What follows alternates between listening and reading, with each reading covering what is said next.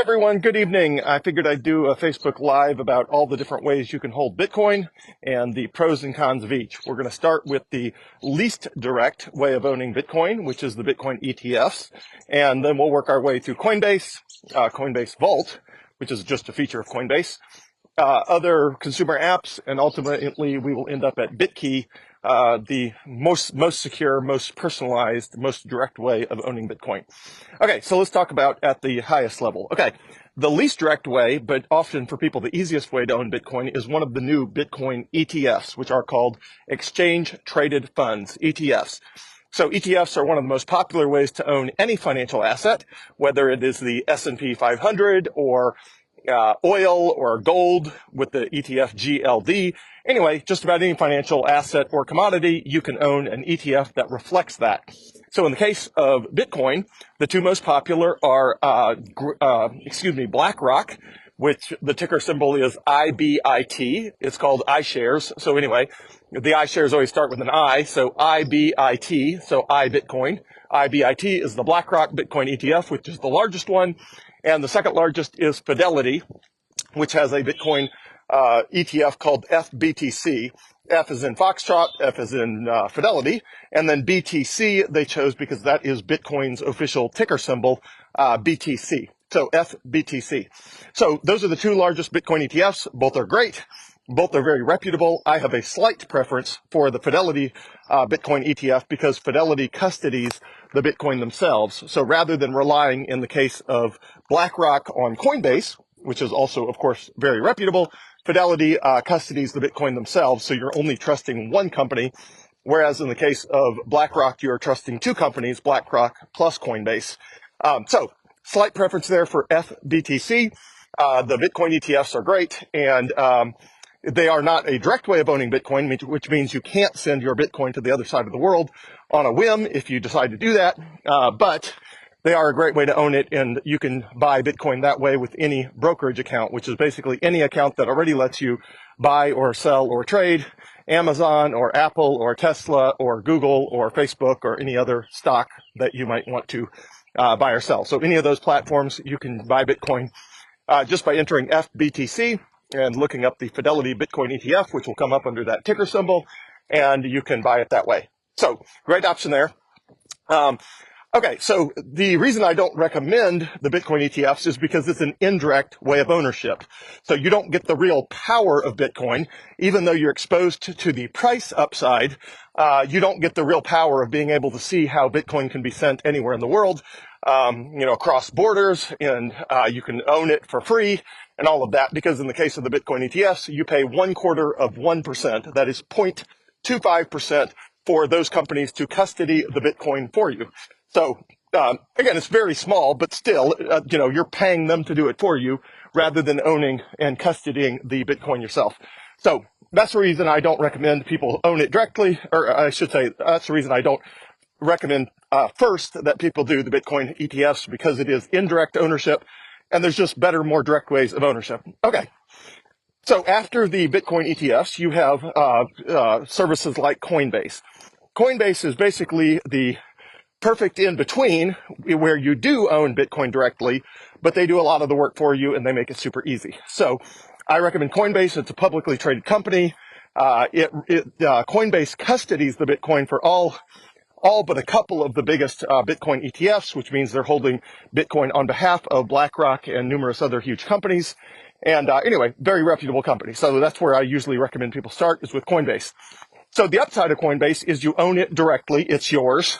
But it's stored on the Coinbase platform. Now you can send it off of that platform anytime you want. And so it's, you do directly own it, and it does not cost you anything to just keep it there.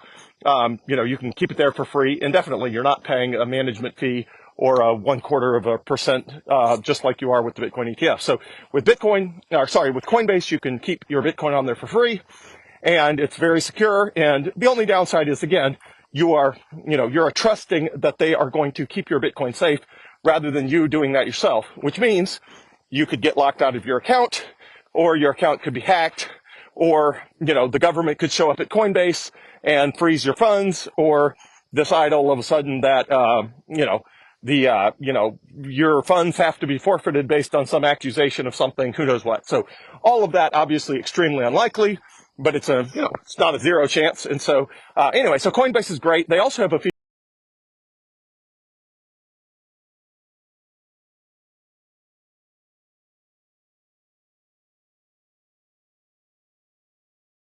The reason for that is, if your account gets hacked, for example, then you have to unlock that Coinbase vault before you can have access to the Bitcoin, which requires 48 hours. And you get also multiple alerts saying, are you sure? Are you sure this is you? Et cetera, et cetera. So it's a great in-between service that basically says, hey, if your account gets hacked, you're not going to suddenly get emptied out all of a sudden, because you're going to be getting email alerts and other alerts asking you if it's really you, rather than just suddenly seeing a zero balance, for example. So anyway, so the vault feature is good, although it does require you to log in on their website, rather than, there's not a native way to do the vault that's native to the Coinbase mobile app. So anyway, so those are some thoughts on that. I think Coinbase is a great service. Also, even though the other services in the same league are not nearly as sophisticated, like Robinhood or Venmo or PayPal, there's a bunch of them. Those often will let you buy a Bitcoin as well. Those are also great services. Again, they hold the Bitcoin on your behalf, or they let Coinbase hold it on their behalf. So it's still indirect ownership, but it's still, a lot of those services do a great job. And so if you already have access to one of those services and you're using a relatively small amount of Bitcoin, let's say less than $10,000, those are some great services. Although when you get larger amounts of Bitcoin, often those services, you run into limitations. So they will not let you transfer more than $10,000 on or off the platform or things like that. So as long as you don't have a huge amount that you are, you're buying, then services like Robinhood or PayPal or, there's a bunch of them, consumer financial apps, Venmo, et cetera, are great ways, to buy Bitcoin as long as you're buying relatively small amounts. If you're buying larger amounts, it's better to do Coinbase, because they support much larger transaction sizes, and it's just a much more sort of high-end professional experience. Okay, so we talked about Bitcoin ETFs. We've talked about Coinbase. We talked a little bit about Coinbase Vault, if you just want to have a little bit of extra security on Coinbase. And so the last category, and then we talked about some of the other consumer financial apps that are not as good as Coinbase, but still good. And so the last category is BitKey. So why do I promote BitKey? Well, everybody in the Bitcoin community likes the fact that you can self-custody Bitcoin, meaning it's really yours. It's censorship resistant, meaning nobody can take it from you. Nobody can stop you from transacting. If you want to send Bitcoin to the other side of the world, you absolutely can. And there's nothing anybody can do to stop you. So it's a very powerful aspect of Bitcoin that it's really yours. Nobody can take it from you. And so I recommend BitKey because when you use BitKey, it moves the custody of the Bitcoin, meaning who holds it. It moves that from Coinbase to your own self-custody, meaning you're only having to trust yourself. So BitKey is really cool. I will do a dedicated video about BitKey specifically. But the benefit of BitKey is, again, if somebody wants your Bitcoin, there's no way they can get it essentially without your permission. And again, I'll walk through the benefits of that when I talk about BitKey itself. But BitKey requires two things in order to move the Bitcoin: a little physical device that you own, and it's got a fingerprint reader on it. And then separate from that, it also has an app on your phone, and then they have a backup key on the BitKey servers. So you need 2 out of 3 keys. If you lose one of your keys, you can go through a lengthy and very secure recovery process to get access to that key back by BitKey using their backup key. And they also have all sorts of ways built in to make sure you don't accidentally lose access to your Bitcoin. So I will do a dedicated video about just BitKey specifically. But again, the benefit of BitKey versus any of the other options I've talked about is it is the only one where not only do you own the Bitcoin and you own it directly, but you own it directly in a way that is not dependent on anybody else or any other service. So you do not have to trust Coinbase. You don't have to trust anybody. And if you wake up in the morning and you check Coinbase and it's down and there's some news headline about some huge hack, you don't have to care, because if it's on BitKey, then you know that nobody has your Bitcoin but you. And if you want to send it somewhere else in the world, you can do that, and nobody has your Bitcoin other than you. So the benefit of BitKey is, again, it's much more sort of hacker resistant because you can't move it without the mobile app or without the device. And that's got all sorts of backup features built in. And it's just a fantastic way of owning your Bitcoin. And you'll hear people talk about a lot in Bitcoin circles of get your Bitcoin off the exchanges. And the reason they say that is historically, there's been major exchanges before the age of Coinbase. There was an exchange called Mt. Gox that MT Gox, MT period space GOX, Mt. Gox, that got hacked and a gazillion people lost their Bitcoin just straight up. After that, FTX back in 2022, it was not hacked, but instead Sam Bankman-Fried basically loaned out the Bitcoin, and ultimately a bunch of Bitcoin he was supposed to have, he did not have. So the reason people love things like BitKey is you don't have to wonder if a scam artist like Sam Bankman-Fried is going to swindle you out of your Bitcoin on their centralized exchange like FTX, or whether there will be a hack, as in the case of FTX. Mt. Gox back in 2014. If you're using something like BitKey, it just keeps anything bad like that from happening to you. With regard to how much Bitcoin you should have on something like BitKey, I generally recommend people put like 80% of their Bitcoin in what's called cold storage. So cold storage is just anything that's not perpetually connected to the internet and able to be hacked at any time. So something like BitKey is considered cold storage. And again, I would recommend like 80%. So if you've got 80%, that means the 20% you have is still available and it's on Coinbase or it's wherever else it's on. And if you need to sell some of it to pay for a car repair, or if you're using the Coinbase debit card and you are, transacting, you've got a balance on Coinbase that you can use for that purpose.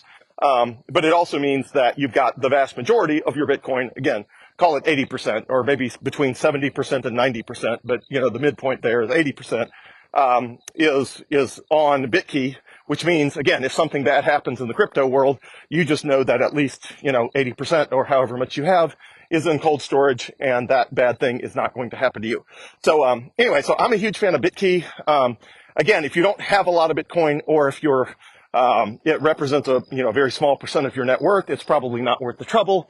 But if you have a substantial amount of Bitcoin, or if it represents a significant amount of your net worth, then it's worth the cost. Additionally, or another way to look at it is the price is $150, 150. So the price of BitKey is $150 one time. There's no ongoing cost. It's just a one-time price for to purchase it and get the physical device.